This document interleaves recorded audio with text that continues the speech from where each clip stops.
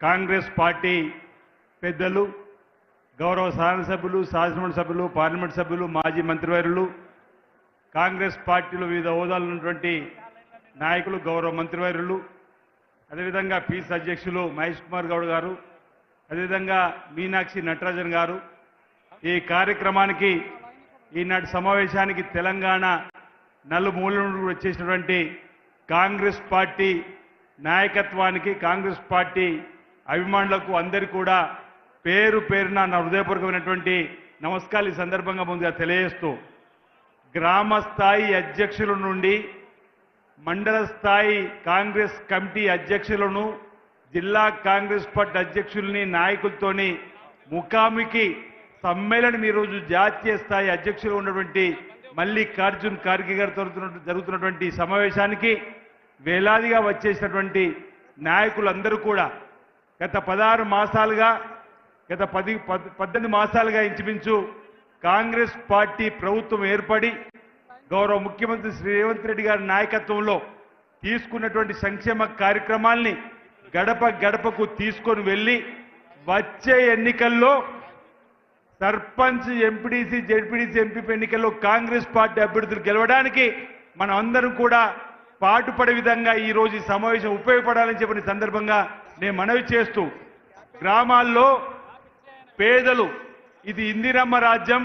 ఇది కదా పేదల ప్రభుత్వం చెప్పని అనుకుంటున్న సందర్భంలో మనం మొదటి నుంచి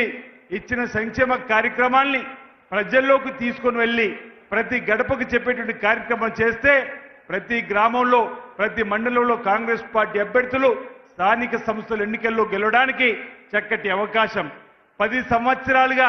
పేద ప్రజలు కళ్ళు కాయలు కాచేలు ఎదురు చూస్తున్నా ఇందిరమ్మ ఇండ్లు ఇచ్చిన ప్రభుత్వం మన ప్రభుత్వం రేవంత్ రెడ్డి గారి సర్కార్ ఇందిరమ్మ ప్రభుత్వం అని చెప్పని అది కూడా 5 లక్షల రూపాయలు ఇచ్చినటువంటి సందర్భాన్ని మనం చెప్పే విధంగా 10 సంవత్సరాల క్రితం ఈరోజు పెండ్లై ఇంటికి వచ్చిన కోడల పేరు కూడా రేషన్ కార్డులో లేని సందర్భం 10 సంవత్సరాలుగా రేషన్ కార్డు ఇవ్వని ప్రభుత్వం అదైతే ఈరోజు నూతనంగా రేషన్ కార్డులు ఇస్తూ రేషన్ కార్డులో కొత్త కోడల పేరు ఎక్కించి ఆ తర్వాత మనవడో మనవరోలు వచ్చినటువంటి వారికి కూడా రేషన్ కార్డుని ఇచ్చి ఈరోజు 3 నెలలకు సంబంధించి రేషన్ ఇస్తున్నాం అది కూడా సన్న బియ్యం 6 కిలోలు ఇచ్చేటువంటి సందర్భాన్ని ఈరోజు మన ప్రజలకు చెబుతూ ముందుకు పోవాల్సిన అవసరం ఉంది రైతులకు రుణమాఫీ చేసిన 2 లక్షల లోపు ఆడపిల్లలకు ఆర్టీసీ బస్సు ఉచిత ప్రయాణం చేసినాము ఆ రోజు రైతులకు ఉచిత కరెంట్ ఇచ్చినాం ఈ రోజు గ్రామాలలో గృహజ్యోతి ఈ రోజు పేదలందరికీ 200 యూనిట్లు కరెంట్ ఉచితంగా ఇస్తున్నాం ఇలాంటి సంక్షేమ కార్యక్రమాలు ఆనాటి ఇందిరమ్మ పాలనలోనే మళ్ళీ ఈ రోజు ఇందిరమ్మ పాలనలోనే తెలంగాణ పేరిట అధికారంలోకి వచ్చినటువంటి బీఆర్ఎస్ ప్రభుత్వం ఈ రాష్ట్రాన్ని విధ్వంసం సృష్టించింది ఈరోజు ఫామ్ హౌస్ కే పరిమితమైనటువంటి నాయకత్వాన్ని కూడా ఆనాడు మనం విమర్శించిన సందర్భంలో అనేక మంది మన వైపు వేలు చూపినరు కేసీఆర్ గారు ఫామ్ హౌస్ పరిపాలన చెప్పన్నాం ఇంటికే పరిమితమైనటువంటి సందర్భాన్ని కూడా చెప్పినాం మనం అసెంబ్లీ ప్రారంభమైనాక సువర్ణ అక్షరాలతో లిఖింపబడ్డటువంటి బీసీ కులగణకు సంబంధించిన బిల్లు ప్రవేశపెట్టినప్పుడు కానీ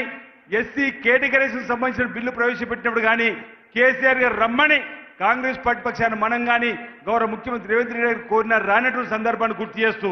మన అంశాల్ని ఏదైతే ఫామ్ హౌస్ గా పరిమితుందో కేసీఆర్ అనే మాటలు ఈరోజు అసెంబ్లీకి రాకుండా ఉంటున్నటువంటి అంశాలను మనం చెప్పినటువంటి సందర్భంలో ఈరోజు మనకు మన మన మన వాదనలకు బలం చేకూర్చే విధంగా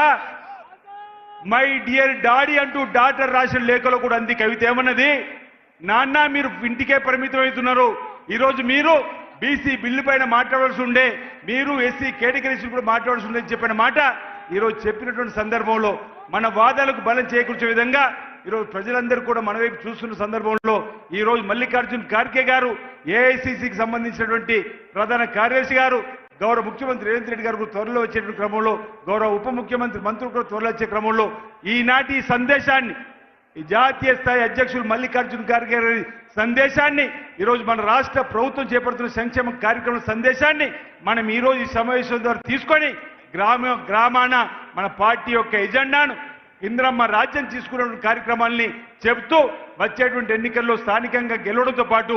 వచ్చే భవిష్యత్తు అసెంబ్లీ పార్లమెంట్ ఎన్నికల్లో కూడా ఇక్కడ మళ్ళీ కాంగ్రెస్ పార్టీ వచ్చే విధంగా దేశంలో రాహుల్ గాంధీ గారు ప్రధానమంత్రి అయ్యే విధంగా తెలంగాణ నుంచి అత్యధిక పార్లమెంట్ స్థానాలను అందించే విధంగా మనందరం కూడా తయారు కావాలని సంస్థాగతంగా కాంగ్రెస్ పార్టీ బలోపేతం కావడానికి ఈరోజు గ్రామ స్థాయిలో మండల స్థాయిలో పరిశీలకులు వచ్చి ఈరోజు సమావేశం నిర్వహించిన సందర్భాన్ని మనం గుర్తు చేసుకుంటూ ఈరోజు ముందుకు పోదామన్నమాట. మనం బీఆర్ఎస్ బీజేపీని రెండు కూడా ఎండగడుతూ ముందుకు పోయేటువంటి క్రమంలో మనందరూ కూడా విజయం సాధించాలని చెప్పని కోరుతూ నాకు ఈ అవకాశం ఇచ్చినటువంటి పెద్దలకు ధన్యవాదాలు తెలియజేస్తున్నా. జై హింద్, జై కాంగ్రెస్. ఇప్పుడు రాష్ట్ర మంత్రివర్యులు పెద్దలు జూప